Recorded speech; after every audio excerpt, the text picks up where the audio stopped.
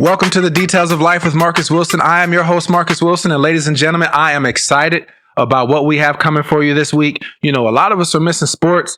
Us basketball fans are missing basketball so bad. Many of us are being reduced to watching NBA 2K being played on TV by some NBA players. That's how bad we're missing the game. But you know what? I got you. I got you covered this week. This week, I'm what I call AAU week. I'm bringing 5 of the best AAU programs in the country onto the podcast Monday through Friday. Today, here on Monday, we're bringing you Beal Elite out of the state of Missouri, representing the EYBL. Tuesday, we have Southern Assault, formerly known as YGC 36, representing the Adidas circuit out of Texas. Wednesday, West Coast Elite, one of the best AAU programs in the country out of California, representing the Under Armour circuit.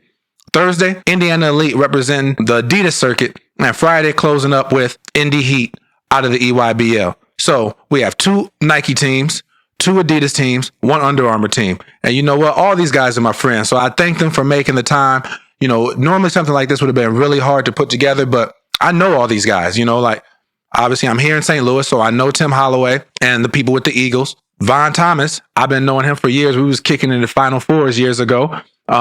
Wednesday, I know Ryan Silver. He's the one I probably met most recently, but one of the people high up in this program, Jake Stansborough, is one of my good friends. We coach together here at St. Louis University. Thursday, I've been knowing Mark Adams for years from Indiana Elite. Him and his son, Drew, coaching over at Bradley, great people. And Friday, Todd Hensley running the Indiana Heat program. Me and him were on teammates, 15U, on Spiece, when Indy Heat used to be called Spiece. So these are all my friends, and I thank them for making the time. Of course, I wanted to be as unbiased as possible, so I asked pretty much the same questions to every one of them to allow them to answer them how they see fit. And, you know, this wasn't something to try to compare the programs against each other. This is something because all 5 of these programs are very high level in their respective circuits and all across the country. So I think this is going to be good for players. This is going to be good for parents. Obviously, college coaches are going to be tuning in. And I also think it's good for other AAU programs to tune in and see how these guys are doing it because they're obviously doing something right. They all have a ton of All-Americans who have came through there, coaches who have went on to college, bunch of pros, all that. So just really thankful for this. You guys are going to learn a lot from this, and hopefully this will be your fix. You know, we're about to be coming into the live period this upcoming weekend. This upcoming weekend, coaches would have been out watching these teams and recruiting All-Americans off of these teams. But until then, you got this. So before I dive into today's guest, Tim Holloway from Beal Elite, some of you might be wondering, well, who is this guy? You know, if you have never tuned into the podcast, who is he? How does he know these people? You know, what makes him credible to talk about some of these things? Well, I'll give you a brief little synopsis of myself. I played college basketball at the University of Evansville, was the 1999 Missouri Valley Conference Player of the Year. After that, played in some NBA summer leagues, but primarily played 12 years in Europe professionally. Came back home, got into the business world, worked a couple jobs, started missing the game. So in 2013, I got hired on the staff at St. Louis University, was a coach there, went to the NCAA tournament, won a tournament game there. In 2016, we were let go from SLU. I got into my current job. And in 2017, I started doing color commentating for the University of Evansville. And in 2018, I was picked up by the Missouri Valley Conference as a color commentator and basketball analyst for the Missouri Valley Conference on ESPN3 and ESPN+. I do think I have a little bit of credibility, and I know the game. I've played it. I commentated. I analyzed it. I've coached it. I've been to the tournament as a player and as a coach. So hopefully you give me an opportunity for what I bring to the table. So enough about me. This is about these guys. Today, like I said, we have Tim Holloway from Beal Elite. And anybody who's ever seen Beal Elite play, they know you're tough, they're talented, and they're going to get after it. Always have high-level players. And man, they're just fun to watch. We talk about a lot of things, just like with all these programs. We talk about, is the summer period going to happen this summer? Recruitment, what they do to develop their players on and off the court, and so much more. So without further ado, let's go in and talk to Tim Holloway.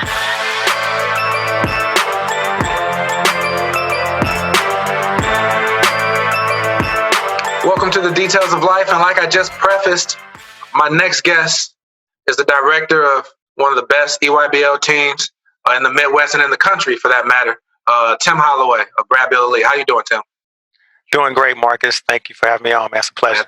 Thank you for making the time to come on. So, for people that don't know about Beal Elite, I know that the name changed recently, but could you tell us how the team started, who started it, and how did you get your sponsorship deal and get where you're at right now? Sure. So St. Louis Eagles started back in 1988. Rich Gray was challenged by Harold Bailey, who at the time was the supervisor of the St. Louis City Parks and Recs Department. And he really kind of challenged Rich to put together some local guys and compete in the AAU Nationals and try to put the kids on the map in the city.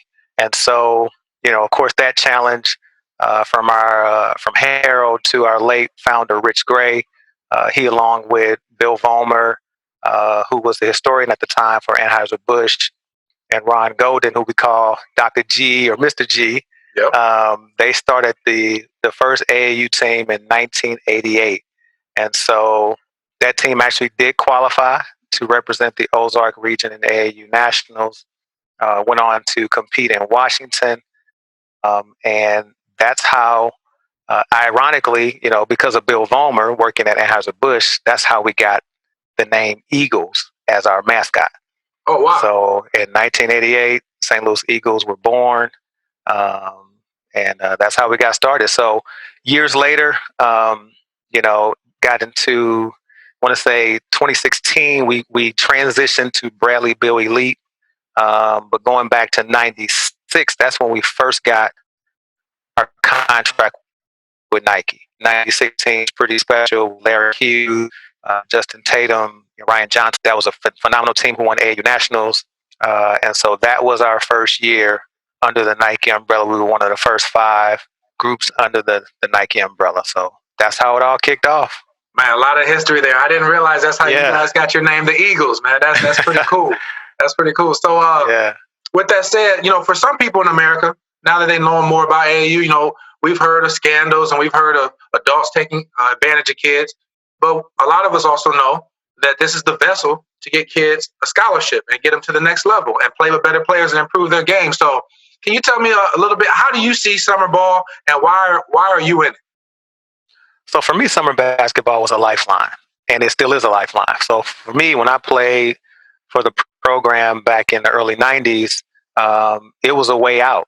It was a way to, for me, my first really travels outside of the city, getting a chance to do things and see people, different cities, different venues that I'd never been exposed to. So it was a way out. So for me, that's what summer basketball is about. It's about allowing these young men from sometimes privileged backgrounds and sometimes not so privileged backgrounds to use that common ground of basketball to be exposed to what's out there in life. So I think it's a lifeline for a lot of young men, and that's what it was for me. And so I see it as a way for these young men to earn an education, young women to earn an education, to just broaden their horizons. Because I know for me in particular, just getting outside of the city of St. Louis kind of changed my life. It allowed me to think bigger than what my individual situation and circumstances were at that time. So I love it when kids travel for the first time, they fly for the first time, watching the kids get nervous on the planes because they've never flown. Yep. So for me, it's just a life-changing experience for these young men. So that's why I do it.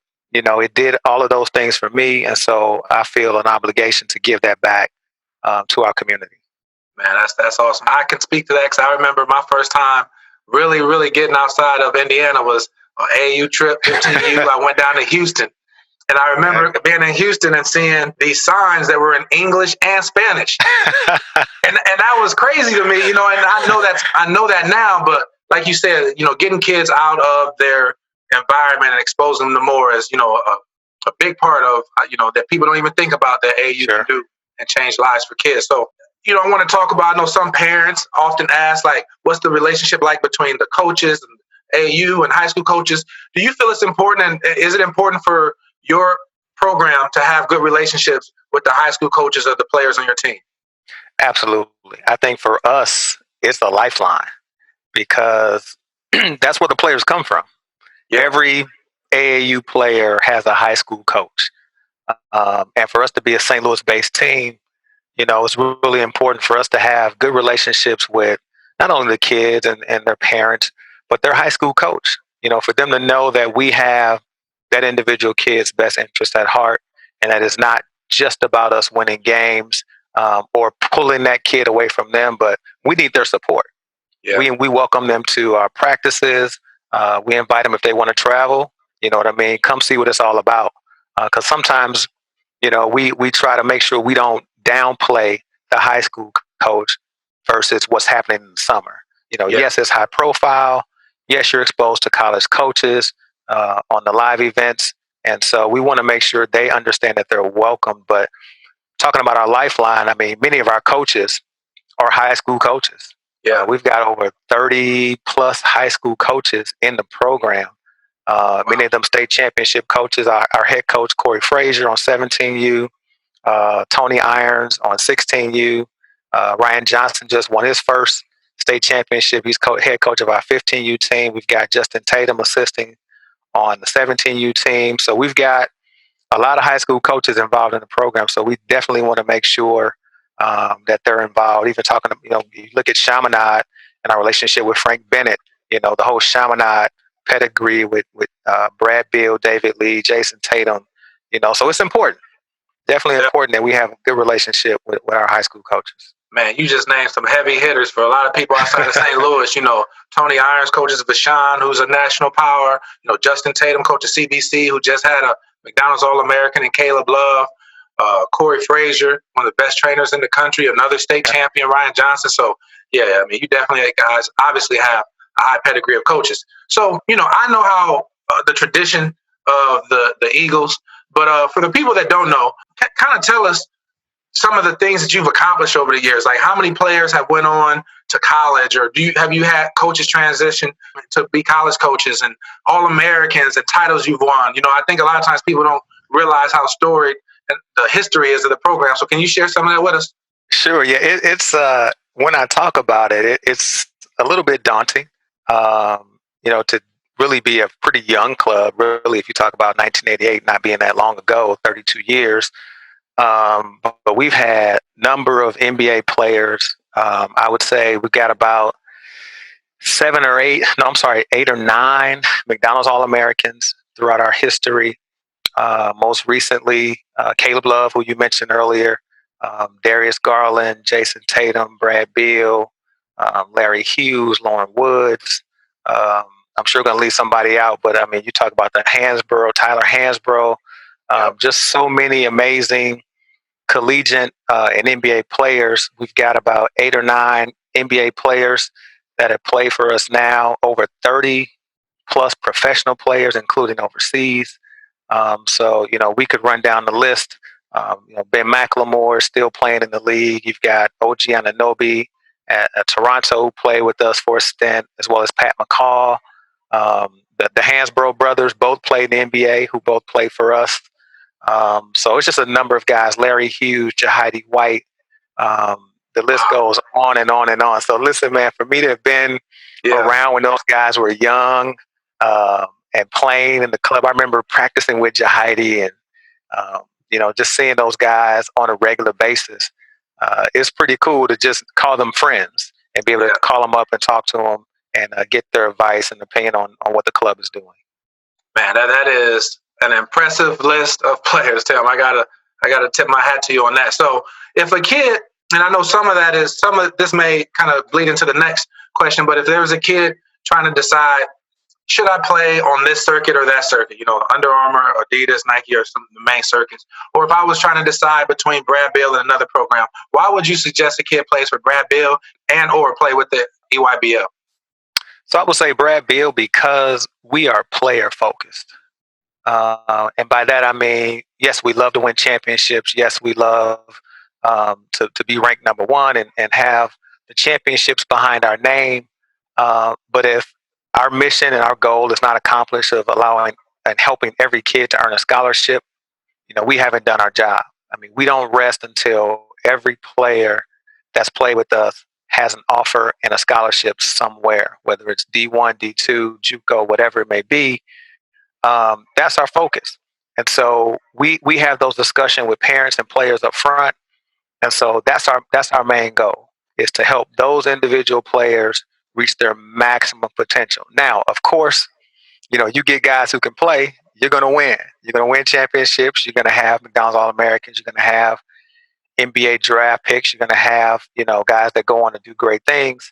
And so that comes along with it, part of that tradition. But I would say, playing with us, you're going to feel that across the board. It's not just about winning. And so we would rather have good young men that are really good basketball players that we can, see them progress. Like myself, hey, I was an okay basketball player, but I earned my degree. Yep. It didn't owe a dime because of this program. So, I think I'm a great example because I can say, look, everybody's not going to make it. Right. For those that don't, you can still have a great life. You can still have a great career in something and use basketball instead of letting the basketball use you. So I say for us, certainly player focus. As far as the EYBL, I can't lie, I'm biased. Yeah. It's the NBA of youth basketball. It really is an amazing environment, amazing people, with amazing backing. So those young men walk in that gym and they really do feel like, man, I've made it. Yeah, man. Well, you kind of, my next question that I was going to ask, you kind of touched on it a little bit. I've seen programs that talk about how many games they won and how many tournaments they won, but they may not be getting a lot of guys to the next level. Then I see other programs that are like, we have X amount of 5-star players, but they don't always mesh well together. So as an AAU program, and I know this is kind of a no-win answer, but how do you balance, and do you find, is there more important to win or to get more guys scholarships, or how do you balance that and to try to do both? It's tough. I'll be honest. It is tough because we are in an environment, with the NIKE EYBL, that you must be competitive. There's no doubt about it. You must be one of the top programs in the country to even get to this level. And so for us to have been around this long, it definitely is a balancing act. There are years where you have what you may call, low major or mid major guys, but they mesh really well. They play for each other. They play together. And those teams do well. They may not win the national championship. They may not win a Peach Jam, but they have a lot of success. They have a lot of fun and they do well. And then there are years where you have a tremendous amount of talent. And for a coaching staff and an administration, it's a lot of work to manage those egos. Yeah. You know what I mean? To manage, minutes and shots. And, that's a reality, because we tell our kids really at our level in the EYBL, 17U is college basketball. Yep. It really is. It's high major college basketball. And so you've got to treat it that way. The players need to know that coming in. The parents need to know that coming in. Yes, our focus is to get them scholarships, but we also have to manage the brand, manage this team, and really introduce these young men to what college is going to be. Because as many of them know, they're stars on their high school team. But when they go to college, there's going to be a pecking order to some degree. Right. They may not walk in being that number one guy. So they need to learn how to play a role, learn how to earn their minutes, learn how to be a good teammate, even if you're not playing the majority of the minutes. So it's a balancing act, but it's one I think we've done well with. We've got good people to help us continue to do so. Man, I think that's a really good point. Most of these guys are stars on their high school team. Yeah. But very few are going to walk right in and be a star. I mean, every once in a while you'll have a Darius Garland or a Jason Tatum, but that's few and far in between. Rare. Most other guys are going to have to play within the team role, and you learn that, you're right, playing high level AAU. That's a good point, Tim. So, we know that the first live period was supposed to be here in April, and COVID-19 has taken that away from us. So how do you see this coronavirus thing affecting recruiting for some of these kids without having some of the main events this summer? Well, I think initially it was pretty detrimental. It was a pretty down period for the players, programs. But I'll give credit to Nike and the directors across the country for really kind of putting their heads together, strategizing, just talking amongst each other about best ways to help our young men and young women continue to get the attention that they need. And so for us, really just trying to use social media. Just like we can't go out and play, the coaches can't go out and watch. So we're using social media. They're using social media. So we're doing as best we can to put out video clips, put together profiles for all of our players. We're making phone calls to colleges. We're assessing where we think players can play, whether it's, D1, D2, high major, low major. And we're making calls for those kids and trying to make sure the coaches know, this is what you're going to see when you finally do see them. But these players have what it takes to play at your level and at your university or college. So it's really a tremendous effort on our part to kind of retool the way we promote our kids. But it's been kind of fun. So we're engaging them. We've got a couple Zoom calls coming up, but we've asked them to submit videos and huddle accounts and their social media handles, just so we can basically put together profiles for each player. Man, that's awesome that you're still working for your kids during this downtime and not just relying on the main events, that you're still promoting them to colleges. So, man, Sure. Kudos to you for that. So, obviously, you're player focused, like you said. So, what are some of the things that you do, and you're not just you, but your program does to help develop your players skill wise and for the next level, even maybe so academically as well? How do you help prepare them to get to the next level? First of all, you have to be honest. You've got to tell them the truth. You've got to ask them to tell you the truth. I think we start by asking, what are your strengths? What are your weaknesses? What do you feel like you do well? And then we're honest with them in return and saying, here's what we see. And here's what we feel college coaches are going to see. And here are the things you need to work on. And here's the role we see you playing within a college, university, or college team. So, those are things you have to do. You got to be honest. You got to be transparent. You do it with a caring voice, but you have to do it. And then we assess those things. Then we try to put them in the best possible situation so they can develop those skills. So if a kid is lacking ball handling, if a kid is struggling with the shooting, we've got, like you said, one of the greatest trainers in the country, and Corey Frazier. But I mean, there are several others within the program that really do have a player-focused mindset to try to help the kids get better. So, from a player standpoint, that's really what we try to do. And if that's sometimes going outside the box, a Drew Hanlon or someone like that we may have access to, we try to put our kids in the best situation to be successful. And of course, academically, tracking their grades, ACT prep assistance, and being real as well. If we see a kid has a ton of talent, but they've been struggling in the classroom, and we may get them late, say, sophomore or junior year, sometimes that tough advice is, let's look at a prep school. Let's look at a year after your high school season to maybe prepare you better for what you're about to walk into academically. And then sometimes that's JUCO. Maybe it's a junior college you need to go to first to maybe grow up and mature a little bit before you step into the real world of college basketball. So really for us, I think being transparent up front, it takes away a lot of the issues, and they really respect you, both the player and the parents later on. Yeah. You guys are obviously a great program. Thank you for everything you're doing to develop kids on and off the court. So if there's somebody listening to this who's not from St. Louis and they want to know more about you or maybe follow you this summer and see some of the high-level players you have, tell the people how they can follow you either via websites or social media. How can they follow Beal Elite? You guys can follow us on @Beal Elite, both IG and Twitter, and on our website, BradleyBealElite.com. So please follow us, check us out. We can't wait to get on the court and get going. But thank you guys. Marcus, I appreciate you having me on, man. This has been a pleasure. Thank you so much.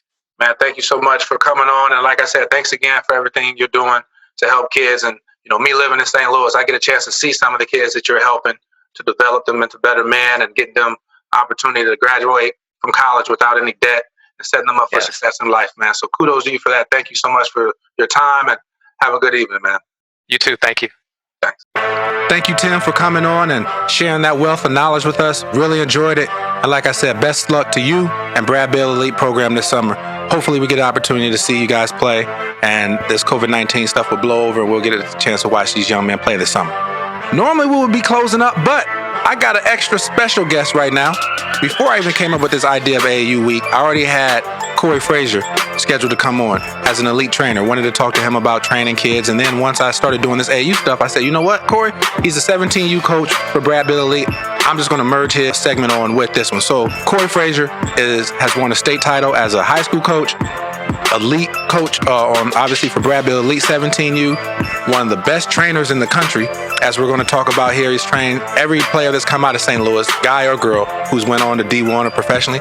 Corey Frazier has touched them or trains them. And so wanted to talk with him about how he identifies talent, how he trains his players, and some other things like that. So without further ado, I'm going to give you this extra piece of knowledge today, right now with Corey Frazier. Like I just prefaced before, we're about to talk to Corey Frazier here. Like I said, he's one of the best trainers in the country. So thank you for taking the time out to join the details of life, Corey. How you doing today, man? Man, taking the time. I ain't got nothing but time, so I'm doing well right now. Just blessed to be in good health and family in good health. So Yeah. glad to be able to do something. That's all. Yeah, man. Well, I appreciate your time, man. And I know a lot of people know about Beal Elite. We just heard from Tim Holloway, but I really wanted to do something with you because, in my opinion, you're one of the best trainers. Not in St. Louis, it's not even close to my opinion, but in the country. And so, just wanted to talk to you about that and just kind of get your insight on that. So, I know you're one of the best skilled trainers in the country, but just start off with who are some of the players that you have trained or you're currently training that people would recognize? Well, I'll say starting back to when I first began, man, with the likes of guys like Scott Suggs, Jesse Perry, who came up early on, Brad Demall, when they were growing up, Jason Tatum, Tyler Cook, you name it. Pretty much every kid that's ever come through St. Louis, boy or girl, I pretty much feel like they've come through my gym at some point, whether it's for a year, 2 years. But we still generate guys coming through every now and then. So there's a lot of other guys that do it too as well. But I'm blessed to see probably every kid that's come through in the last 15 and 20 years. So I'm blessed to be a part of that. Man, that's definitely true because that's when I first, I got to St. Louis in 2013, but then I started hearing about, you was training some of these guys, and then even more so when they go off and be successful, when they come back over the summer. I mean, you have a team full of NBA. I mean, you have a gym full of NBA guys. Like you said, Tyler Cook, Jason Tatum, all these guys. They go to you for that. So you got good experience with seeing and identifying talent. So a lot of times we'll see a guy and sophomore year, junior year, and everybody's like, "Oh, he's going to be high major," or "Man, he's a for sure pro." A few years later, we ain't heard of him. But then we also see the guys that did make it on. Like we did see Jason Tatum, we did see Tyler Cook turn from a solid player to a beast in the Big Ten. So, from your opinion, being able to train guys of that level, what is the difference? Or what are some intangibles or some qualities that you see in pros that other guys lack? I think the biggest trait that most of them have, that gene of work ethic. A lot of guys have that talent, but they don't build upon it. I can look at Jason, when he was coming through, even with Brad, those dudes spent a lot of time in the gym, early morning, late night, wherever there was a workout, wherever there was a ball bouncing. Them dudes had that gene where they didn't take days off. This is what they wanted to do. And they were talented, but you don't see a lot of guys who are willing to go, and go to the fight. I want to say that they want to take the road, the easiest path on. So these guys didn't take the easy way out. They took the hard way. They work for it, and they continue to work for it. That's why they're professionals. Tyler's another case. He's one of those kids who, coming up, had a lot of things, very athletic, very talented, and very skilled, but didn't really hit home until he got to school. He's like, you know what?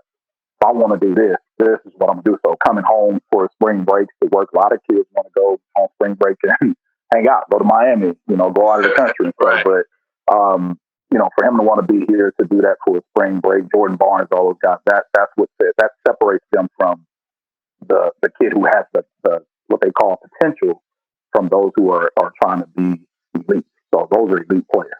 Yeah, man. I know when I used to train a lot more, I used to hate having to beg to get a kid to come into the gym. Man, it's like, I'm not doing it. I'm not begging you to work, man. I'll give up my time for free for you. But if I got to beg you to come here, then we're just not going to do it, And it sounds like that's what you're saying the pros got.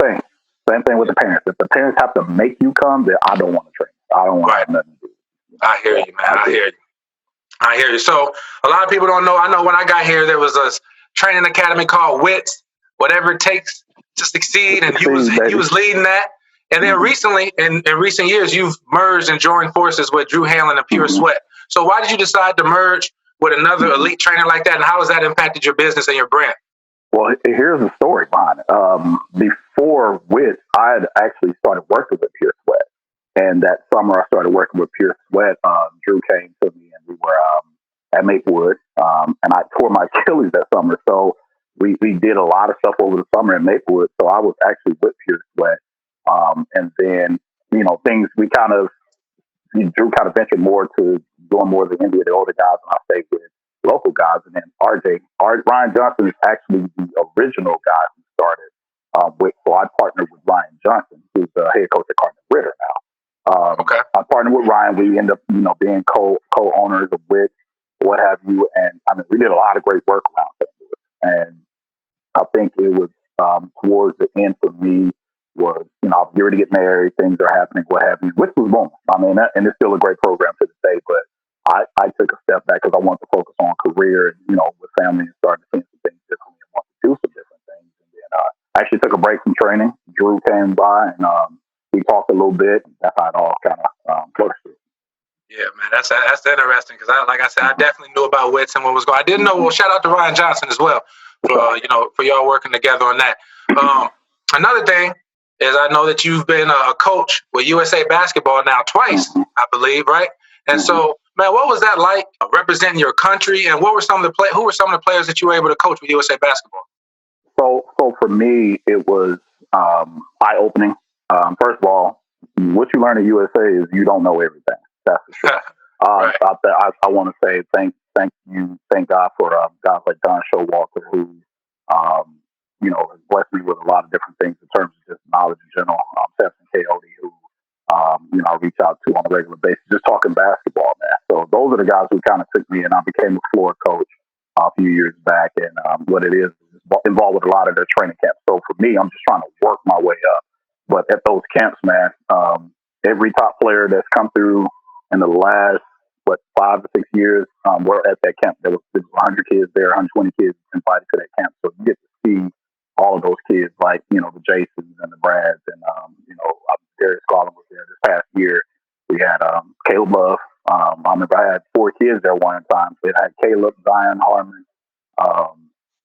You had Moses Moody. Moses Moody, and we had the freshman over at, he's a sophomore, Carter Ritter. Luther Burton. Luther Burton. So our program had 4 kids there at one point. So, but then you got to look at nationally. You got Isaiah Todd. You got what's the kid name? That signed with Gonzaga. So you got those type kids, Jalen Suggs and those guys there who are representing. And that's where they go. And it's hard to make that team too. It's hard, but it was a learning experience, man. I took so much away from USA basketball about the nuances of the game and how the game is starting to transition to more open floor basketball. And so even got a chance to work with a couple of NBA coaches while I was there too, and some other top trainers around the country. So it was a good experience. Yeah, man. Whenever you get to be around great people, it always just makes you better. Iron sharpens iron on that. Mm-hmm. So you mentioned some of the good players, Caleb, Moses Moody, Jason, Darius Garland, all those guys. All those guys have come through Brad Beal. We know that obviously COVID-19 has put a halt on summer recruiting right now with the live periods. If we're able to resume, which I'm hearing that hopefully, they'll make some more live periods and all the teams are going to go to the Peace Jam. Right. I've heard rumors. If they do, who are some of the guys that have already committed to run for Brad Beal this summer? And what are your expectations at being the 17U coach for Brad Beal this summer? Always compete, defend first, and let the guys get out and go. We were blessed. Caleb was a McDonald's All-American this past year, so excited about that. 2 to 3 top 50 kids. But for this year, guys is going to have a breakout. Local guys anyway, that'll have a breakout year. Jordan Nesbitt has been phenomenal this year. He's had a pretty good, CUCZ class. But I think it paid great dividends for him to be that. Nick Kern over at Vashon had a breakout year this year. So Kevin Lee Jr. He's having a phenomenal year. Who else am I missing? One kid I really like that jumps off the chart, Omar Henry over at Normandy. He's a kid a lot of people don't know about, but man, he's super athletic, willing to get in the gym, work his tail off, and learn. So you got guys like that who are willing to put in that work to be a part of this. And who else? We got a man kid over at St. Louis Christian, flat out shooter for a big guy, probably shooting better than most guys around the city right now. So those are some key guys that we have that will be in. We do have kids that we recruit from out of state as well. But my thing is the local guys. I think is going to be the ones that shock everybody this year if we get a chance to play. But and here's the thing: in spite of that, we're still working for it. We're calling coaches. We're sending film. So we're on our guys about cleaning up their social media pages so coaches can come. But we're pushing them. Yep. But that's all that's necessary, man. We all praying and hoping that we get some summer basketball this summer, man. So please, we all I gotta get out of this house, man. Man, I hear you. So, man, to close up, on the details of life, one of the things I always do when I bring on people is usually people that's very successful. And, I mentioned this earlier that you went to the tournament as a player at SLU twice. You've won a state championship as a coach. You train some of the top players in the country. So obviously success follows you and you know how to breed success. Are there any daily habits or any type of thought processes or any things that you do that you feel helps prepare you and that might separate you from the competition? Well, I think for me, first of all, thank God. That's a must every single day and every night. Blessing to be a part of this and blessing to have the gift that I have. And it doesn't come by night, but God, granted this for me, and I'm very appreciative of it. I never take for granted. But I study film. I always, for me, I don't care if it's the worst team that I'm coaching against, or it could be the worst player to come in the gym. I pride myself in watching film, learning who I'm going to be training. Before I even train, I got to see everything about you, good, bad, the ugly. So I'm coaching you. I got to see the good, bad, and ugly. So I'm a guy who likes to spend time watching film because I think that's the best feedback, and it makes your clients comfortable, and it makes your team know that, man, coach is actually working hard and seeing us. And I put in a lot of hours, late night, early morning. So I don't think there has been a day that I don't watch film to do it. So I always encourage people, watch film, watch a lot of film, and learn your guys as well as you learn your opponents. Yeah, man. Studying film, like they say, I remember my college coach always used to say, film don't lie. You might think you're playing hard, but the film don't lie. Right? Yes, it does. That is true. Yes, that is true. So, yeah, man. Well, like I said, man, thank you for spending a little time with us today. I'm sure there's a lot of people that have heard of you. Hopefully they got a chance to know you a little bit better. And if someone wanted to contact you or get in touch with you to train or anything, tell the people how they can reach you or any social media handles or anything like that. Man, Instagram, you can find me at Corey Frazier 32 on Instagram. On Twitter, you can find me at Coach Frazier 32. You want to email me, that's Coach Corey Frazier, CoreyFrazier 32 at gmail.com. No 32 is on everything. That's my uncle's number from way back, Rick Frazier. And then my phone number is public, 314-780-7102. My phone is always open. So anytime. Man, that's what's up, man. I think that just goes to show, just the genuineness of you to just give your phone number out that and that you would take a call from anybody. My wife says my Bible. She said, that's your Bible. You always got it. It don't never close. So right. I'm always acceptable. All right, man. Well, I appreciate you spending time with me, man. And good luck to you this summer. And hopefully we'll be able to get out of this house and get back in the gym and you start making players better again, man. Oh, man. Appreciate you, man. Anytime. All right, brother. Take care.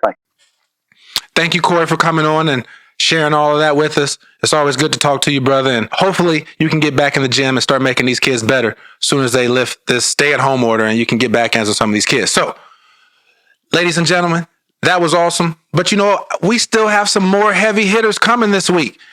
Tomorrow we have Southern Assault out of Texas.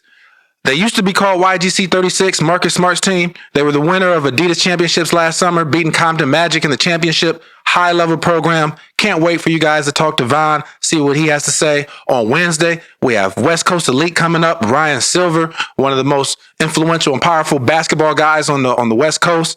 Thursday, we have Chris Byers from Indiana Elite. And then Friday, finishing up with my friend Todd Hensley for Indy Heat from the EYBL. So, ladies and gentlemen, like I always say, greatness is in the details, right? So make sure you pay attention, like, subscribe, share, and we'll see you soon. God bless. Peace.